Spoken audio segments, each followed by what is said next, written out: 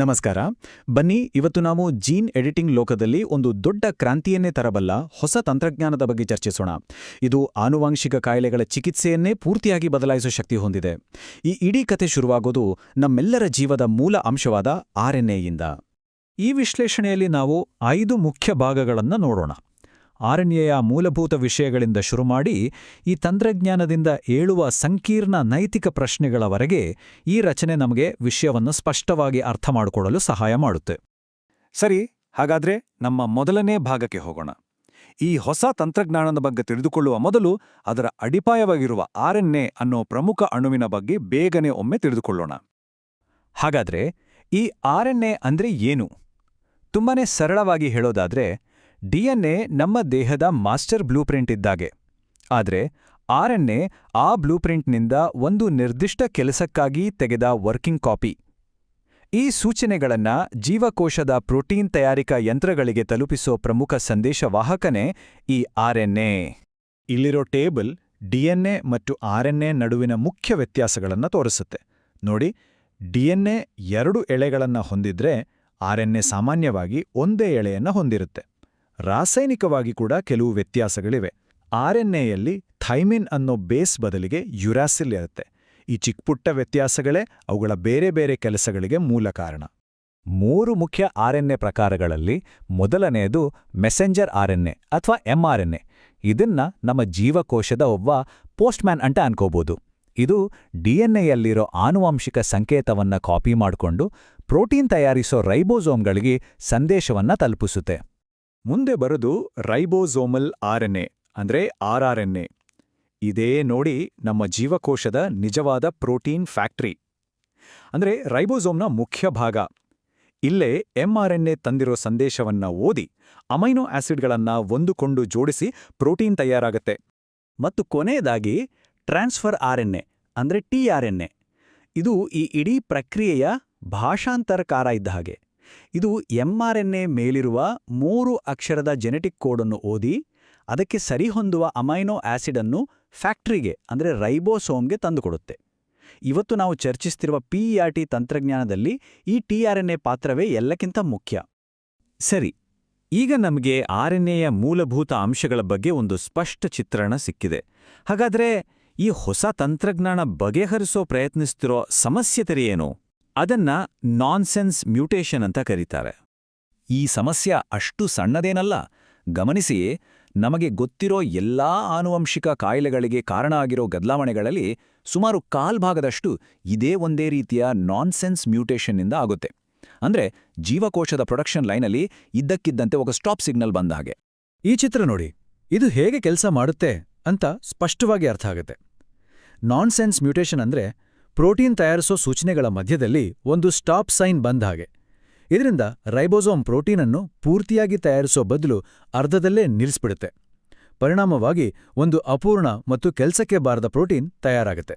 ತಜ್ಞರು ಇದನ್ನ ಜೀನ್ ಅಜ್ಞಾತ ಚಿಕಿತ್ಸೆ ಅಂತ ಯಾಕೆ ಕರೀತಾರೆ ಅಂದ್ರೆ, ಇದು ಒಂದೊಂದು ರೋಗದ ಜೀನನ್ನು ಸರಿಪಡಿಸೋ ಬದಲು ಆ ರೋಗಕ್ಕೆ ಮೂಲ ಕಾರಣವಾದ ನಾನ್ಸೆನ್ಸ್ ಮ್ಯೂಟೇಷನ್ ಅನ್ನೋ ದೋಷವನ್ನೇ ಸರಿಪಡಿಸುತ್ತೆ. ಇದರರ್ಥ ಈ ಒಂದೇ ದೋಷದಿಂದ ಉಂಟಾಗೋ ನೂರಾರು ಬೇರೆ ಬೇರೆ ಕಾಯಿಲೆಗಳಿಗೆ ಒಂದೇ ರೀತಿಯ ಚಿಕಿತ್ಸೆಯನ್ನ ಬಳಸ್ಬೋದು. ಹಾಗಾದ್ರೆ ಈ ಅಕಾಲಿಕ ಸ್ಟಾಪ್ ಸಿಗ್ನಲ್ ಸಮಸ್ಯೆಗೆ ಪರಿಹಾರ ಏನು? ಇಲ್ಲೇ ನೋಡಿ, ಪರ್ಟ್ ಅನ್ನೋ ಒಂದು ಅದ್ಭುತವಾದ ತಂತ್ರಜ್ಞಾನದ ಎಂಟ್ರಿ ಆಗೋದು. ಇದು ಜೀವಕೋಶದೊಳಗಿನ ವ್ಯವಸ್ಥೆಯನ್ನೇ ಬಳಸಿ ಸಮಸ್ಯೆಯನ್ನು ಸರಿಪಡಿಸುತ್ತೆ. ಈ ತಂತ್ರದ ಪೂರ್ಣ ಹೆಸರು ಪರ್ಟ್. ಕೇಳೋಕೆ ಸೊದ್ದ ಕ್ಲಿಷ್ಟ ಅನ್ಸಿದ್ರೂ ಇದು ಕೆಲಸ ಮಾಡೋ ರೀತಿ ತುಂಬಾನೇ ಚಾಣಾಕ್ಷತನದಿಂದ ಕೂಡಿದೆ. ಬನ್ನಿ, ಅದು ಹೇಗೆ ಅಂತ ನೋಡೋಣ. ಸರಿ, ಈ ಪಿಇಆರ್ಟಿ ಹೇಗೆ ಕೆಲಸ ಮಾಡುತ್ತೆ ಅಂತ ಹಂತ ಹಂತವಾಗಿ ನೋಡೋಣ ಬನ್ನಿ. ಮೊದಲಿಗೆ ವಿಜ್ಞಾನಿಗಳು ಜೀವಕೋಶದಲ್ಲಿರೋ ನೂರಾರು ಟಿಆರ್ಎನ್ಎ ಜೀನ್ಗಳಲ್ಲಿ ಒಂದು ಅನಗತ್ಯವಾದ ಜೀನನ್ನು ಗುರುತಿಸ್ತಾರೆ. ನಂತರ ಪ್ರೈಮ್ ಎಡಿಟಿಂಗ್ ಅನ್ನೋ ನಿಖರವಾದ ಜೀನ್ ಎಡಿಟಿಂಗ್ ಟೂಲ್ ಬಳಸಿ ಆ ಟಿಆರ್ಎನ್ಎ ಜೀನನ್ನು ಬದಲಾಯಿಸ್ತಾರೆ. ಇದರಿಂದ ಏನಾಗುತ್ತೆ ಅಂದ್ರೆ, ಆ ಬದಲಾದ ಜೀನ್ ಈಗ ಸಪ್ರೆಸರ್ ಟಿಆರ್ಎನ್ಎ ಅನ್ನೋ ಒಂದು ವಿಶೇಷ ಅಣುವನ್ನ ಉತ್ಪಾದಿಸುತ್ತೆ. ಈ ಸಪ್ರೆಸರ್ ಟಿಆರ್ಎನ್ಎಗೆ ಒಂದು ಸೂಪರ್ ಪವರ್ ಇರುತ್ತೆ. ಅದು ದೋಷಪೂರಿತ ಸ್ಟಾಪ್ ಸಿಗ್ನಲ್ ಅನ್ನು ನೋಡಿದಾಗ ನಿಲ್ಸೋ ಬದಲು ಆ ಜಾಗದಲ್ಲಿ ಒಂದು ಸರಿಯಾದ ಅಮೈನೋ ಆಸಿಡ್ ಅನ್ನು ಸೇರಿಸುತ್ತೆ. ಇದರಿಂದ ಪ್ರೋಟೀನ್ ತಯಾರಿಕೆ ಮುಂದುವರಿಯುತ್ತೆ ಮತ್ತು ಕೊನೆಗೆ ಪೂರ್ತಿಯಾದ ಸರಿಯಾದ ಕೆಲಸ ಮಾಡುವ ಪ್ರೋಟೀನ್ ತಯಾರಾಗುತ್ತೆ. ಯಾವುದೇ ಒಂದು ಚಿಕಿತ್ಸೆಯ ಯಶಸ್ಸು ಅದರ ದಕ್ಷತೆ ಮೇಲೆ ನಿಂತಿರುತ್ತೆ. ಇಲ್ಲಿ ನೋಡಿ, ಹಳೆಯ ವಿಧಾನಗಳ ದಕ್ಷತೆ ಕೇವಲ 10ರಿಂದ 20% ಇತ್ತು. ಆದರೆ PRT ವಿಧಾನದಲ್ಲಿ ಇದು 60ರಿಂದ 80%ಕ್ಕೆ ಏರುತ್ತೆ. ಇದು ನಿಜಕ್ಕೂ ಚಿಕಿತ್ಸೆಯ ದೃಷ್ಟಿಯಿಂದ ಒಂದು ದೊಡ್ಡ ಸುಧಾರಣೆ. ಈಗ ನಮಗೆ PERT ಬಗ್ಗೆ ಗೊತ್ತಾಗಿದೆ. ಹಾಗಾದ್ರೆ ಬನ್ನಿ, ಜೀನೋಮ್ ಎಡಿಟಿಂಗ್ ಅನ್ನೋ ದೊಡ್ಡ ಪ್ರಪಂಚದಲ್ಲಿ ಇದರ ಸ್ಥಾನ ಎಲ್ಲಿದೆ ಮತ್ತು ಚಿಕಿತ್ಸಾ ವಿಧಾನಗಳು ಹೇಗಿವೆ ಅಂತ ನೋಡೋಣ. ಜೀನ್ ಚಿಕಿತ್ಸೆಯಲ್ಲಿ 2 ಮುಖ್ಯ ವಿಧಗಳಿವೆ. ಇವೆರಡರ ನಡುವಿನ ವ್ಯತ್ಯಾಸ ಅರ್ಥ ಮಾಡಿಕೊಳ್ಳೋದು ಬಹಳ ಮುಖ್ಯ. ಮೊದಲನೇದು ಸೊಮ್ಯಾಟಿಕ್ ಥೆರಪಿ. ಇದು ದೇಹದ ಜೀವಕೋಶಗಳನ್ನ, ಉದಾಹರಣೆಗೆ ಲಿವರ್ ಅಥವಾ ಶ್ವಾಸಕೋಶದ ಜೀವಕೋಶಗಳನ್ನ ಗುರಿಯಾಗಿಸುತ್ತೆ. ಇದರ ಪರಿಣಾಮ ಆ ವ್ಯಕ್ತಿಗೆ ಮಾತ್ರ ಸೀಮಿತ. ಅದು ಮುಂದಿನ ಪೀಳಿಗೆಗೆ ಹೋಗೋದಿಲ್ಲ. ಆದರೆ ಎರಡನೇದು ಜರ್ಮ್ ಲೈನ್ ಥೆರಪಿ. ಇದು ವೀರ್ಯ, ಅಂಡಾಣು ಅಥವಾ ಭ್ರೂಣವನ್ನೇ ಬದಲಾಯಿಸುತ್ತೆ. ಇದರರ್ಥ ಮಾಡಿದ ಬದಲಾವಣೆಗಳು ಶಾಶ್ವತ ಮತ್ತು ಮುಂದಿನ ಎಲ್ಲ ಪೀಳಿಗೆಗಳಿಗೂ ಅದು ವರ್ಗಾವಣೆ ಆಗ್ತಾ ಹೋಗುತ್ತೆ. ಇದು ತುಂಬನೇ ಗಂಭೀರವಾದ ವಿಷಯ. ಈ ಅದ್ಭುತ ತಂತ್ರಜ್ಞಾನಗಳು ಕೇವಲ ವಿಜ್ಞಾನದ ಸಾಧ್ಯತೆಗಳನ್ನ ಮಾತ್ರ ತೆರೆದಿಡೋದಿಲ್ಲ, ಜೊತೆಗೆ ಕೆಲವು ತುಂಬಾನೇ ಗಂಭೀರವಾದ ನೈತಿಕ ಪ್ರಶ್ನೆಗಳನ್ನು ನಮ್ಮ ಮುಂದೆ ಇಡುತ್ತವೆ. ಬನ್ನಿ, ನಮ್ಮ ಕೊನೆ ಭಾಗದಲ್ಲಿ ಆ ಪ್ರಶ್ನೆಗಳನ್ನ ನೋಡೋಣ. ಮೊದಲನೇ ಮತ್ತು ಮೂಲಭೂತ ಪ್ರಶ್ನೆ ಒಪ್ಪಿಗೆಯ ಬಗ್ಗೆ.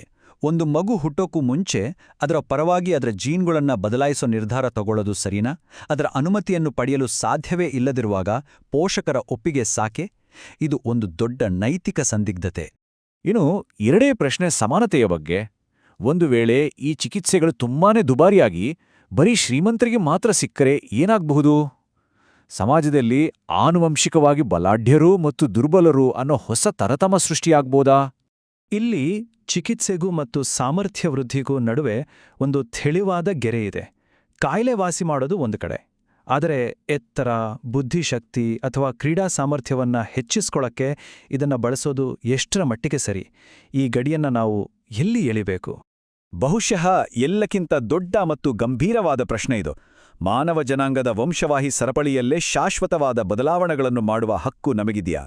ಒಮ್ಮೆ ಈ ದಾರಿಯಲ್ಲಿ ಮುಂದೆ ಹೋದ್ರೆ ವಾಪಸ್ ಬರೋಕೆ ಸಾಧ್ಯವಿಲ್ಲ, ಮತ್ತು ಅದರ ದೀರ್ಘಕಾಲೀನ ಪರಿಣಾಮಗಳು ಏನಾಗ್ಬೋದು ಅಂತ ಯಾರಿಗೂ ಗೊತ್ತಿಲ್ಲ.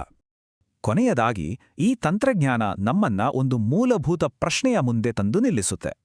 ರೋಗಗಳನ್ನೇ ಇಲ್ಲವಾಗಿಸೋ ಶಕ್ತಿ ನಮ್ಮ ಕೈಗೆ ಸಿಕ್ಕಾಗ ಮನುಷ್ಯನಾಗಿರೋದರ ಅರ್ಥವನ್ನೇ ನಾವು ಹೇಗೆ ನಿರ್ಧರಿಸ್ತೇವೆ? ಯಾವುದು ದೋಷ, ಯಾವುದು ವೈವಿಧ್ಯತೆ ಅನ್ನೋ ಗೆರೆಯನ್ನ ಎಳೆಯೋದು ಯಾರು? ಇದು ಕೇವಲ ವಿಜ್ಞಾನದ ಪ್ರಶ್ನೆಯಲ್ಲ, ಇದು ನಮ್ಮೆಲ್ಲರ ಭವಿಷ್ಯದ ಪ್ರಶ್ನೆ.